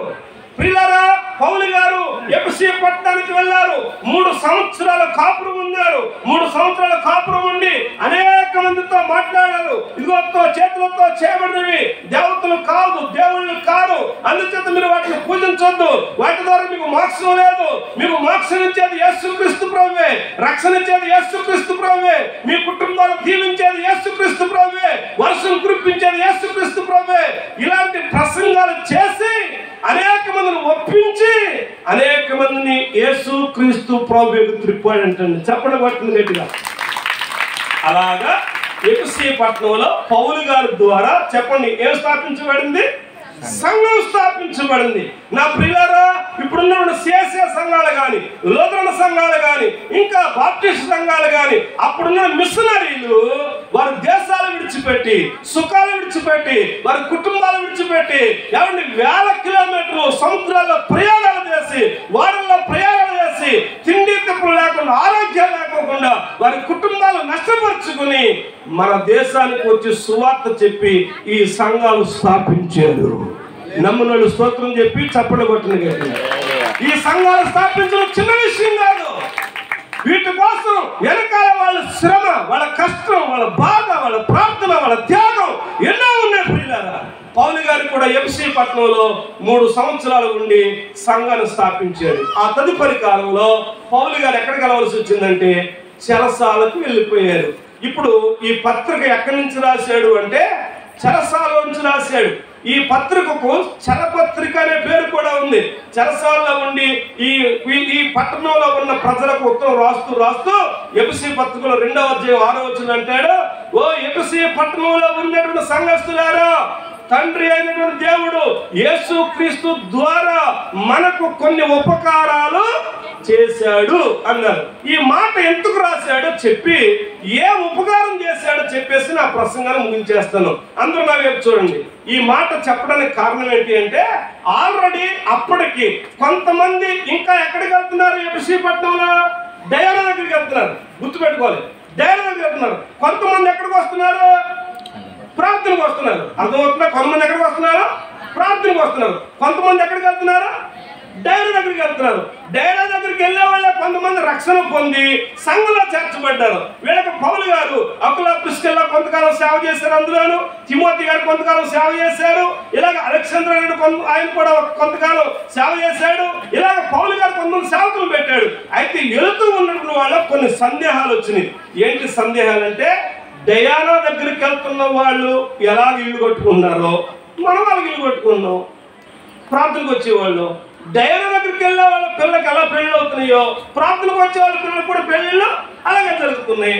డయానా దగ్గరికి వెళ్ళే వాళ్ళు విదేశాలకు వెళ్తున్నారు, మనం కూడా విదేశాలు వెళ్తున్నాం. ఇంకా వాళ్ళకి మనకి తేడా ఏముంది? దేవుడు ఇంకా మనకి మనకి ఏం చేశాడు అసలు? యేసు ప్రభు నమ్ముకోవటం ద్వారా, బాప్తిస్మం పొందడం ద్వారా, చర్చికి రావటం ద్వారా, ప్రార్థన చేయటం ద్వారా, ఉపవాసం ఉండటం ద్వారా, కానుకలు ఇవ్వటం ద్వారా, సేవకులు పోషించడం ద్వారా మనకి ఏం లాభం, ఏం ఉపయోగం ఉంది అని ఒక ఆలోచన వారి అంతరంగాన్ని ఎరిగినటువంటి పౌలు గారు చెప్తారు కదా, డయానా దగ్గరికి వెళ్ళే వాళ్లకు మీకు చాలా తేడా ఉంది. దేవునికి స్తోత్రం. హల్లెలూయా. డయానా దగ్గరికి వెళ్ళే వాళ్ళు చక్కగా ఆడుతున్నారు, పాడుతున్నారు అనుకున్నారేమో. డయానా దగ్గరికి వెళ్ళి నాటకశాలలో చక్కగా నాటకాలు చూస్తున్నారు అనుకున్నారేమో. డయానా దగ్గరికి వెళ్ళి మాంత్రిక విద్యల మీద ఆధారపడి చక్కగా వారి జీవితాలు కొనసాగించుకున్నారు అనుకున్నారేమో. డయానా దగ్గరికి వెళ్ళే వాళ్ళు రకరకాల మోసాలు చేసి, వ్యాపారాలు చేసి డబ్బు సంపాదిస్తున్నారు అనుకున్నారేమో. వాళ్లకు మీకు తేడా ఉంది. ఏంటా తేడా అంటే, దేవుడు మీకు కొన్ని ఉపకారాలు చేశాడు అన్నాడు. నేను ఇంచుమించు ఎఫెసీ పత్రికలోనే 15 ఉపకారాలు రాశాను. కంగారేం పడిపోకండి, 15 చెప్పను. అందులో 3 ఉపకారాలు జస్ట్ అలా చదివించి వదిలేస్తాను. ఈరోజు మనం ఎంత ధన్యులమో, మనం ఎంత భాగ్యవంతులమో, మనం ఎంత అదృష్టవంతులమో ఈ 3 మాటలు వింటే చాలు, దేవుడు మిమ్మల్ని దీవిస్తాడు. స్తోత్రం చెప్పండి గట్టిగా. మొదటిది, దేవుడు మనకి ఏం ఉపకారం చేశాడు? ఎఫెసీ పత్రిక 2వ అధ్యాయము మొదటి వాక్యం చదవండి. ఎఫెసీ పత్రిక 2వ అధ్యాయము మొదటి వాక్యం. అపరాధముల చేతను, మీ అపరాధముల చేతను, పాపముల చేతను మీరు చచ్చిన వారై ఉండగా ఆయన మిమ్మల్ని క్రీస్తుతో కూడా బ్రతికించెను. ప్రియులారా, పౌలు గారి ఉత్తరంలో అంటారు కదా, ఓ ఎఫెసీ పట్టణస్థులారా, ఒకప్పుడు మీరు పాపముల చేత, అపరాధముల చేత ఏమైపోయారు? మీరు చచ్చిన వారు. అంటే అప్పుడు వాళ్ళకి భక్తి లేదా? భక్తి ఉందా లేదా? భక్తి ఉంది. ఏ భక్తి? డైరా భక్తి ఉంది. డైరా దగ్గరికి వెళ్తున్నారు వాళ్ళు. కానీ పాపముల చేత, అపరాధముల చేత ఏమైపోయినారంట? చచ్చారు. పాపముల చేత, అపరాధములతో చచ్చినటువంటి మిమ్మలను యేసుక్రీస్తు తనతో కూడా ఏం చేశాడంటే బ్రతికించాడు. స్తోత్రం. హల్లెలూయా. డయానా పని చేయలేదు, కానీ యేసుక్రీస్తు చేశారు. అంచేత మీకు జరిగిన ఉపకారం చిన్న ఉపకారం కాదు. ఈ రోజున చర్చలకు వచ్చేవాళ్ళు మగ పిల్లడు పుట్టలేదని చర్చ మానేసేవాళ్ళు ఉన్నారు, ఉద్యోగం రాలేదని చర్చ మానేసేవాళ్ళు ఉన్నారు, రోగం తగ్గలేదని చర్చ మానేసేవాళ్ళు ఉన్నారు, ఏడు కోడి పిల్ల చచ్చిందని కూడా చర్చ మానేసిన మహాతల్లి మా చర్చలో ఉంది. కోడి పిల్ల చచ్చిపోతానికి యేసుబాబుకు సంబంధం ఉందండి? అసలు కోడి పిల్ల చచ్చిపోతారు, రోగం వస్తే ఆ కాడికి వస్తే మనం చచ్చిపోవా? ఏమండి, ఇలాంటి చిన్న చిన్న కారణాలకు కూడా మందిరాలు విడిచిపెట్టే వాళ్ళు ఉన్నారు. కానీ పౌలు గారు అంటారు కదా, ఇదిగో మీరు ఒకప్పుడు ఆ డైరా దగ్గరికి వెళ్ళేటప్పుడు అపరాధముల చేత, పాపముల చేత మీరు చచ్చున్నారు, కానీ ఇప్పుడు యేసుక్రీస్తు మిమ్మల్ని ఏం చేశాడంటే బ్రతికించాడు. ఎంత అద్భుతం ప్రియులారా! ప్రపంచంలో మన పాపాలు తీసేవాడు ఎవడూ లేడండి అసలు. యేసుక్రీస్తు గురించి యోహాను గారు చెప్తారు కదా, పాపములను తీసివేయుటకు యేసుక్రీస్తు ఈ లోకానికి ప్రత్యక్షమాయెను. దేవునికి స్తోత్రం. యేసుక్రీస్తు ప్రభు వచ్చి మనకు చేసిన ఉపకారం ఇదే. మనలో ఎవరు పాపాలు తీసేవాళ్ళు ఎవరు లేరండి అసలు.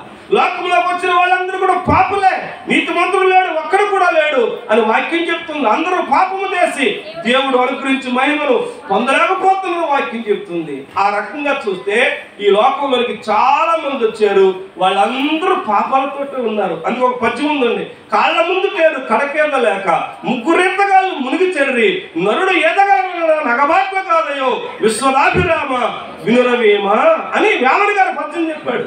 కాళ్ళ ముందు టేరు కడకు ఈదలేక ముగ్గురు ఈతగాళ్ళు మునిగి చెడ్రి నరుడు ఈదగలన నగబాట్ల కాదయో విశ్వనాభిరామ వినురవేమా. ఆ పద్యం వివరిస్తానికి సమయం లేదు, కానీ ఈ రోజున నీవు నేను పాపం అనే ఊబులో దిగిపోతూ ఉన్నప్పుడు ఈ ఊబులోంచి పైకి తీసుకువచ్చినటువంటి వ్యక్తి ఒకే ఒక ఆయన, నజరేయుడైన యేసుక్రీస్తు ప్రభు. మనందరికి విశ్వాసులని పేరుంది, ఉందా? పరిశుద్ధులని పేరుంది, ఉందా? రాజులైన జాతిక సమూహం, దేవుని సొత్తైన ప్రజలు. అబ్బబ్బబ్బ, ఒకప్పుడు సైతాను సొత్తు, ఇప్పుడు దేవుని సొత్తు. దేవునికి స్తోత్రం. ఎంత అద్భుతమో ప్రియులారా! కనుక ఈ సత్యాన్ని మీరు గమనించాలి. ముంబై పట్టణంలో జరిగినట్లు చిన్న కథ, అంటే కథ ఏం కాదు, స్టోరీ, నిజంగా జరిగినటువంటి విషయం. ఒక ఆటో డ్రైవర్ ఉన్నాడు, ఆయనకు ఒక భార్య ఉంది, 2 పిల్లలు ఉన్నారు. అయితే సడన్ గా ఆటో డ్రైవర్ కి హార్ట్ స్ట్రోక్ చచ్చిపోయాడు. చచ్చిపోయిన తర్వాత భార్య ఆ ఇద్దరు పిల్లలను తీసుకుని ఆ టౌన్ లో బ్రతకడం కష్టమైంది. ఆటో ఫైనాన్స్ వాళ్ళు వచ్చి ఆటో పట్టుకుపోయారు. పిల్లలకి తిండి పెట్టుకోవాలని దిక్కుమాలింది అయిపోయింది. ఇంటది కట్టలేకపోతుంది. అయితే చుట్టుపక్కల ఉన్న వాళ్ళు కొన్ని సలహాలు ఇచ్చారు. ఏంటి సలహాలంటే, పాపపు వృత్తిలోనికి వెళ్ళి పాపం చేస్తూ పిల్లలు బ్రతికించుకో అని సలహా ఇచ్చారు. అమ్మాయి ఫస్ట్ ఒప్పుకోలేదు. కానీ రాను రాను ఇంటది కట్టలేక, పిల్లలకి తిండి పెట్టలేక, ఇక వేరే గత్యంతరం లేక మెల్లిగా ఆ పాప వృత్తిలోనికి వెళ్ళిపోయి రాత్రి వెళ్ళిపోతుంది, సాయంత్రం పాపం చేస్తుంది, డబ్బు తెస్తుంది, తెల్లారి పగలంతా ఇంట్లో ఉంటుంది, రోజులు జరిగిపోతున్నాయి. కానీ ఆవిడకి మనసులో ఎక్కడో భయం ఉంది. కొద్ది రోజులు కొనుక్కుంటుందంట, చిచ్చి వృత్తిలోంచి బయటకు వచ్చి పాపం నుంచి అనుకుంటుంది, బయటకు రాలేకపోతూ ఉందండి. అయితే తన చర్చి పక్కనే, ఆవిడ ఇంటి పక్కనే చర్చికి వెళ్ళే ఒక ఆవిడ ఉంది. ఆవిడ ఒక 2 సార్లు చెప్పిందంట, నువ్వెందుకో పైకి బాగున్నావు కానీ నీ అంతరంగంలో నీకేదో వేదన కనిపిస్తా ఉంది, నాతో పాటు చర్చికి వస్తే నీకు మనశ్శాంతి దొరికిద్ది అని చెప్పిందంటండి. మేము రాము, మాకు చాలా మంది దేవుళ్ళు దేవతలు ఉన్నారని చెప్పిందంట. కానీ ఒకనొక టైంలో ఆవిడ చచ్చిపోవాలనిపించిందంటండి. అయితే లాస్ట్ అండ్ ఫైనల్ ఆవిడ ఒకసారి చర్చికి రమ్మంది కదా, చర్చికి వెళ్ళి వచ్చే చచ్చిపోతారనేసి శనివారం వచ్చిందంటే, అమ్మ రేపు చర్చికి వెళ్ళినప్పుడు నన్ను కూడా పిలువ వస్తానందంటండి. ఆవిడకి ఇంకా ఆనందం అయిపోయింది. ఆదివారం ఉదయం వెళ్ళి ఆవిడ పికప్ చేసుకుని చర్చికి తీసుకెళ్ళింది. చర్చికి వెళ్ళగానే చర్చి వాతావరణం ఆవిడ కొత్తగా ఉంది. అందరం మనం ఒకరికొకరు పరుచుకున్నాడు ఏం చెప్పుకుంటాం, మనం వందనాలు చెప్పుకుంటాం, పలకరించుకుంటాం, బావగారు బాగున్నారా, పిల్లలు బాగున్నారా, మన శుక్రవారం ప్రార్థనలదే, శనివారం ప్రార్థనలదే, అక్కల ప్రార్థనలు మాట్లాడుకున్నాం కదా. ఆ వాతావరణం చాలా కొత్తగా ఉండి, అబ్బా ఇంత ప్రేమ ఉందా చర్చిలో, ఇంత బాగా పలకరించుకున్నారనిపించింది. చర్చిలో కూర్చుంది, అయ్యగారు వాక్యం చెప్తుంటే ఇంకా ధైర్యం వచ్చింది, ఆవిడకి ఆదరణ వచ్చేసింది, ఆవిడ బ్రతికేయచ్చు అనిపించింది, చావకూడదు అనిపించింది. అయితే చివరికి పాస్టర్ గారు వాక్యం ముగింపులో ఏమన్నాడంటే, వేశ్యలకు దేవుడు తీర్పు తీర్చబోతూ ఉన్నాడు, నరకం ఉందని చెప్పేసి క్లోజ్ చేసాడు. ఆ మాటకు గుండె బద్దలైపోయి మోకాళ్ళ మీద పడి ఏడవటం ప్రారంభించింది. సంఘస్థులందరూ వెళ్ళిపోయారు. తీసుకెళ్ళి ఆవిడని లేపి ఏం జరిగిందంటే, నాకు భయం వేస్తుంది, నరకం ఉందని చెప్పారు, అగ్నిగుణం ఉందని చెప్పారు, ప్రస్తుతం నేను వేశ్య వృత్తిలో ఉన్నాను, నేను ఒళ్ళు కొవ్వెక్కి నేను ఆ పని చేయటం లేదు, నా బిడ్డలు పోషించుకోవడం మోసం చేస్తున్నాను, ఇప్పుడు అందులో నేను బయటకు రావాలి, నేను పాస్టర్ గారితో మాట్లాడాలంటే, పాస్టర్ గారికి సమయం అడిగి తీసుకుని పాస్టర్ గారి దగ్గరికి వెళ్తే పాస్టర్ గారు కొన్ని విషయాలు చెప్పారు. వాక్యం చూపిస్తే ఆవిడ హృదయం తేలికైందంట. దేవునికి స్తోత్రం. వాక్యం చదివితే మనకి ఏమవుతుంది, హృదయం తేలిక అవుద్ది. వాక్యం తేలికైపోయింది. తేలికైపోయి అయ్యా ఇక నేను పాప వృత్తికి వెళ్ళలేక నేను చక్కగా వాక్యం వింటాను అని చెప్పిందంటండి. పాస్టర్ గారు కూడా చాలా సంతోషించారు. వెంటనే అందంట, మరి నా బిడ్డలు ఎలా పెంచుకోవచ్చా అందంటండి. అప్పుడు చెప్పాడు, నీ బిడ్డలు పెంచుకోవటానికి అలాంటి తప్పుడు పనులు చేయక్కర్లేదు. మన చర్చిలో ధనవంతులు ఉన్నారు, వాళ్ళ 2 నెలల్లో పాచి పని చెయ్యి, వాళ్ళు అన్నం పెడతారు, ఆ జీతం ఇస్తానని చెప్పి చర్చిలో ధనవంతులతో పిలిచి, ఇక నుంచి ఈ సహోదరి మీ ఇళ్లలో పనిచేస్తుంది, మిగిలిపోయి అన్ని ఇవ్వండి, పిల్లలు పెట్టుకుంటుంది, మీరు కట్టుకోగా ఒక పాతికిలిపోయిన బట్టలు అంటే ఇవ్వండి, జీతం ఏమన్నా ఇస్తే ఇవ్వండి అంటే ఆ తల్లి ఆ 2 నెలల్లో ఉదయం ఒక ఇంట్లో, సాయంత్రం ఒక ఇంట్లో పాచి పని చేయటం ప్రారంభించింది. అలాగే రోజులు గడుస్తూ ఉన్నాయి. పిల్లలు కాస్తంత వయసులోకి వచ్చారు. చక్కగా 2 పిల్లలు కూడా, ఒక అబ్బాయి కీబోర్డ్ ప్లే చేస్తాడు, ఒక అబ్బాయి ప్యాడ్ ప్లే చేస్తాడు. 2 పిల్లలు కూడా సాయంత్రం సేవకుడితో కలిసి పరిచర్యకి వెళ్తారు. మందిరంలో వాళ్ళ అమ్మగారు పరిచర్య చేస్తారు. ఒకే రోజున 3 బాప్తిస్మం కూడా పొందేశారు. దేవునికి స్తోత్రం. బాప్తిస్మం కూడా పొందేశారు. పొందిన తర్వాత అద్భుతం ఏంటి అంటే, ఆ పిల్లలు పెరిగి పెద్దవాళ్ళు అయ్యారు, బాగా చదువుకున్నారు. ఏమంటే ఆ తల్లి కూడా చక్కగా మందిరంలో పరిచర్య అంతా చూసుకుంటుంది. అద్భుతం ఏంటో చెప్తాను, జాగ్రత్తగా రండి. అందులో ఇప్పుడు ఒక అబ్బాయి ప్రస్తుతం స్టిల్ ఇప్పుడు ముంబై పట్టణంలో 2500 మంది విశ్వాసులకి కాపరిగా దేవుని సేవ చేస్తూ ఉన్నాడు. కొట్టాలిగా పండుగ గట్టిగా హల్లెలూయా.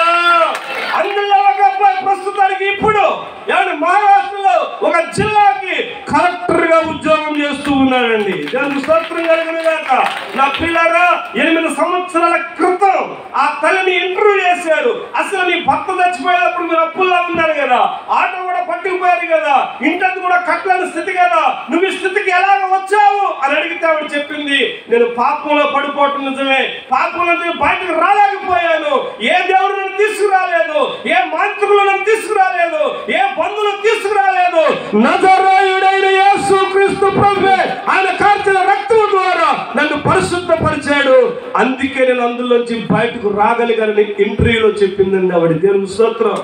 హల్లెలూయా. నేను చెప్పే మాటలు కావాలంటే హైదరాబాద్ నుంచి దైవ సేవకులు జెర్మియా గారు, మీ అందరికీ తెలుసు, ఇమ్మానుయేల్ మినిస్ట్రీస్, అందులో వాక్యం చెప్తారు.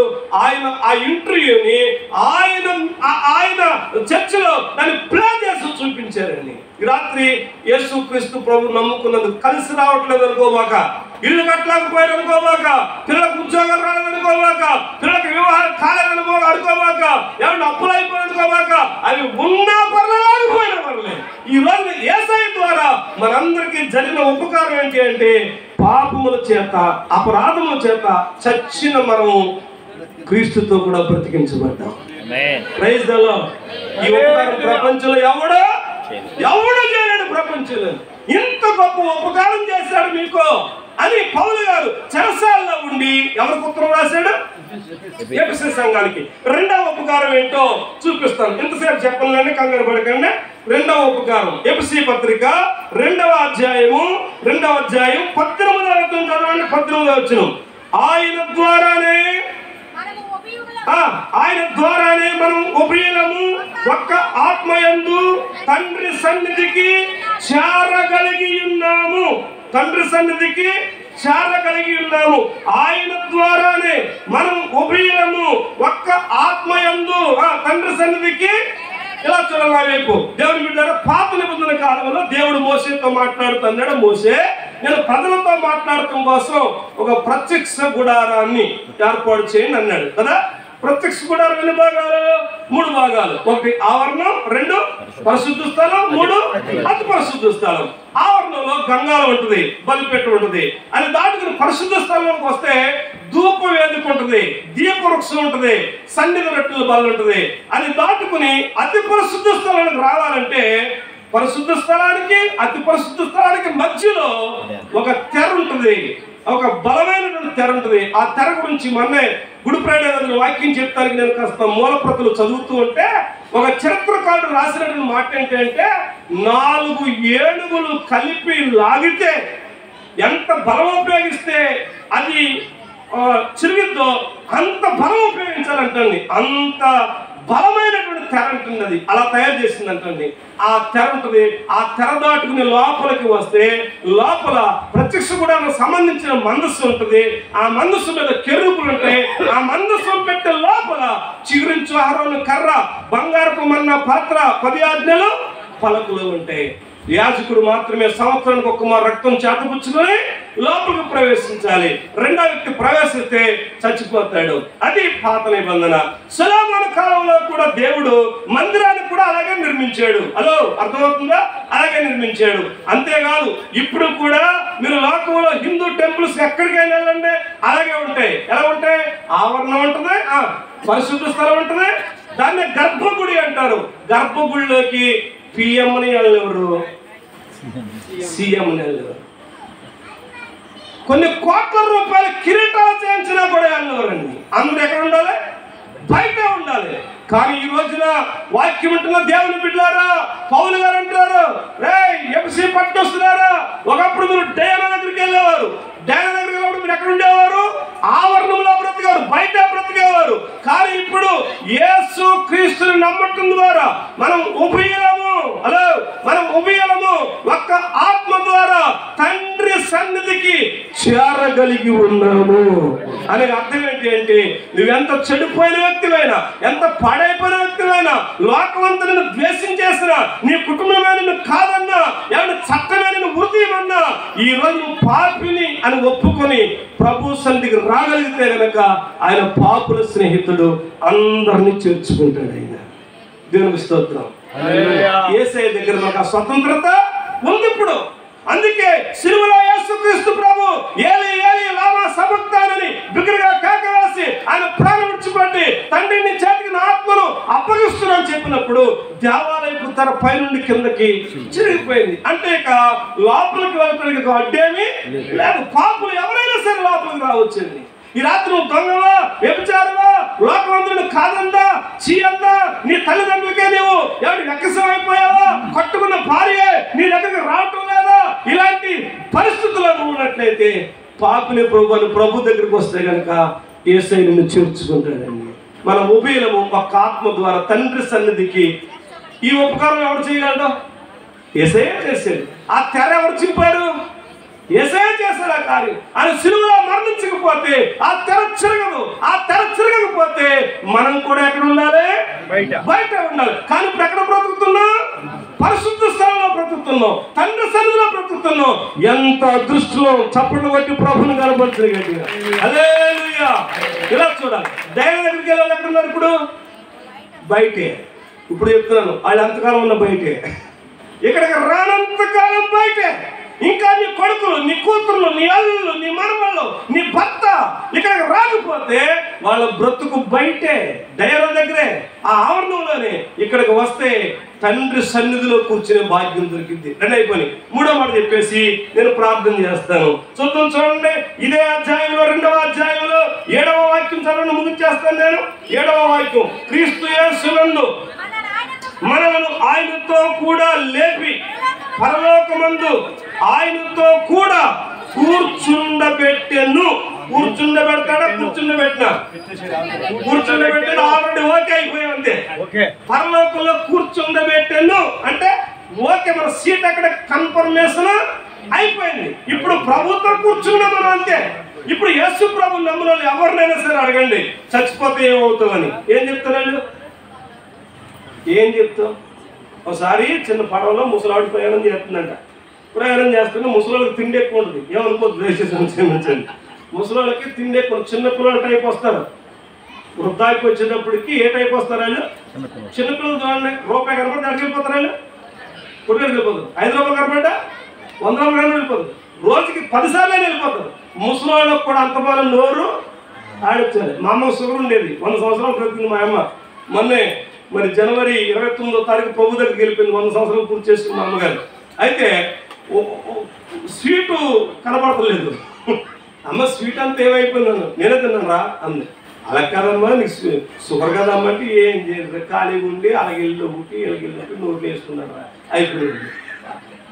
పెద్దవాడిని బాబు, నీకు ఏమనలేక షుగర్ ఎక్కువైపోద్ది కదమ్మా, తినకూడదు కదమ్మా అంటే అలాగే తినలేదంటే అప్పుడు మేము జాగ్రత్తపడ్డాం. ఇక మామూలు ఈ స్వీట్ దొరకపోకుండా ఇక తర్వాత ఆవిడ కాలు తెచ్చే గుడిలా అంటే ఆవిడ తీసుకొచ్చి పెట్టేవాళ్ళం. సహజంగా ముసలికి తిండి ఎక్కువ ఉంటుంది. అయితే ఒకరోజు ఈ ముసలిది ఒక పడవలో ప్రయాణం చేస్తుంది. పడవలో ఇంకా చాలా మంది ఉన్నారు. యువతలే ముసలు అయ్యి కావాల్సిన కొనుక్కుంది, తిండి కొనుక్కుంది. పడవలా వెళ్తా ఉండగా ఒక్కొక్కటి తింటా ఉందంటండి. ఈలోపు తుఫాను ప్రారంభమైంది. లోపలికి నీళ్లు వచ్చేస్తున్నాయి. మునిగిపోయే పరిస్థితిలో ఉంది. అందరూ టెన్షన్ గా ఉన్నారు. వారు దేవుడికి ప్రార్థన చేసుకున్నారంట. చివరికి మొత్తం మీద ముసలాన్ని చూసేసరికి మిగతా కోపం వచ్చింది. మేమేమో ఇలా ఎడుతుంటే నువ్వు తాపీగా ఏం చేస్తున్నావు, తింటా కూర్చున్నావు ముసలానా, నీకు భయం లేదా, ఈ పడవ మునిగిపోయేలాగా ఉందా అన్నంట. ఏంటి బాబా అరుతున్నారు అంటుందంటే వాళ్ళప్పుడు. ఏంటి బాబా అరవటం కాదు, పడవ మునిగిపోయేలాగా ఉందే, అవతల ఒడ్డు చేరేలాగలేవు, నీకేమి భయం లేదా, కాస్తంత నువ్వు కూడా మీ దేవుడు ఎవరు ప్రార్థన చేసుకుంటే ఎందుకంత కంగారు పడుతున్నారు. ఈ పడవే కనుక అవతల ఒడ్డు చేరిందనుకో మా పెద్ద అబ్బాయి ఇంటికి వెళ్తాను, పడవే కనుక మునిగిపోయి చచ్చిపోయారనుకో మా యేసుబాబు ఇంటికి వెళ్తాను అన్నట్టు. కొట్టొచ్చు చెప్పట్లేదు. అప్పుడు దేవుని స్తోత్రం. ఎంత విశ్వాసం అండి. ఈ రోజు మనకు అంత గ్యారంటీ ఉంది, అవునా కదా? ఇప్పుడు చచ్చిపోయాం అనుకోండి, ఎక్కడ పోతాం మనం? ఇది ఒక్కవేంటి లేదు, ఈ పాస్టర్ గారు వచ్చి చచ్చిపోమని ఎంటర్ బాగుంటుంది అసలు. ఇప్పుడు చాలా మంది ప్రభు పరలోకమైన ఆయన, పరలోకమీ ప్రభుడు. పరలోకం ఎలా వస్తే మనమన్నా చావాలి, ఆయన రావాలి. రెండింటిలో ఏది జరగకుండా పరలోకమీ ప్రభు అంటే రెండు జరిగే పని కాదు. కనుక ఇప్పుడు మనకు విశ్వాసం ఉంది, మనం చచ్చిపోతే పరలోకం వెళ్తామని. సేమ్ టైంలో రక్షణ పొందని అన్యులను అడగండి, దుమ్ములో దుమ్ము, గాల్లో గాలి. అయ్యగారు చెప్పినట్టుగా వాళ్ళ అక్క రేపుడికి 2 ఎవరిదేవా మనకు చెప్పాలి. మనకి ఫిలాసఫీ ఏమండి, రేపు 2 అనేసి ఇలాగా చెప్తారు తప్ప వాళ్ళు గ్యారంటీగా చెప్పలేరు. కానీ ఈ రోజున నీవు నేను యేసు రక్తంలో కడగబడి బాప్తిస్మం పొంది మారు మనసు పొంది సంఘ సహవాసం చేస్తున్న మనకు చనిపోతే యేసుతో కూర్చుండే భాగ్యం దేవుడు మనకి ఇచ్చాడండి. హల్లెలూయా. కొన్నిసార్లు నన్ను ఆ ఫంక్షన్ పిల్లలేదు, ఈ ఫంక్షన్ పిల్లలేదు, ఆ పక్కన కూర్చొని ఏళ్ళ పక్కన కూర్చొని తెగ ఫీల్ అయిపోతున్నావు. ఏం ఫీల్ అవ్వద్దు అసలు. నువ్వు యేసుతో కూర్చుండే భాగ్యాన్ని దేవుడు నీకు ఇచ్చాడు. దేవునికి స్తోత్రం కలుగునుగాక. హల్లెలూయా. ఆ డయానా దగ్గర అయితే నువ్వు బయట ఉండాలి, కానీ ఇప్పుడు యేసుక్రీస్తుని నమ్ముకున్నావు కాబట్టి, బాప్తిసం పొందుకున్నావు కాబట్టి, మారు మనసు పొందావు కాబట్టి, సంఘ సహవాసం చేస్తున్నావు కాబట్టి, ప్రార్థన చేస్తున్నావు కాబట్టి, మనం చనిపోతే యేసుతో కూర్చుండే భాగ్యాన్ని ప్రభువు మనకి ఇచ్చాడు. ఈ 3 ఉపకారాలు ప్రపంచంలో ఎవడో ఇవ్వలేడండి. ఫస్ట్ ఉపకారం ఏంటి? అపరాధముల చేత పాపముల చేత చచ్చిన మనల్ని బ్రతికించాడు. రెండవ ఉపకారం ఏంటి? మునుపు దూరంగా బ్రతికినటువంటి మనం, ఆవరణంలో బ్రతికిన మనం ఇప్పుడు పరిశుద్ధ స్థలంలో బ్రతికే కొప్పించాడు. మూడవ ఉపకారం, మనం చచ్చిపోతే పరలోకంలో ఆయనతో కూర్చుండే భాగ్యాన్ని ఇచ్చాడు. పౌలు గారు అంటారు కదా, డయానా దగ్గరికి వెళ్ళే వాళ్ళకి ఈ ఉపకారాలు లేవు, కానీ మీరు ప్రభుని నమ్ముకున్నారు, మందిరానికి వస్తున్నారు కాబట్టి దేవుడు మీకు ఉపకారాలు చేశాడు. ధైర్యంగా ఉండని చెప్పాడు. మనం చాలా అద్భుతాలు పొందుకున్నాం, ఆశీర్వాదాలు పొందుకున్నాం. ఇంకా అవి జరగలేదు అనుకోవద్దు. ఈ 3 ఉపకారాలు పొందుకున్నారు కాబట్టి ప్రభును స్తుతించండి, ప్రభును గణపరచండి. దేవుడు మిమ్మల్ని దీవించి ఆశీర్వదించునుగాక. అందరూ అలా లేచి నిలబడండి. ఒక చిన్న ప్రార్థన చేసి దైవ సేవకుడికి నేను సమయం ఇచ్చేస్తాను. చిన్న ప్రార్థన చేస్తాను. అందరూ లేచి నిలబడండి, లేచి నిలబడండి, కళ్ళు మూసుకోండి. అందరూ లేచి నిలబడండి. రాత్రి ప్రభు ఆమె నాతో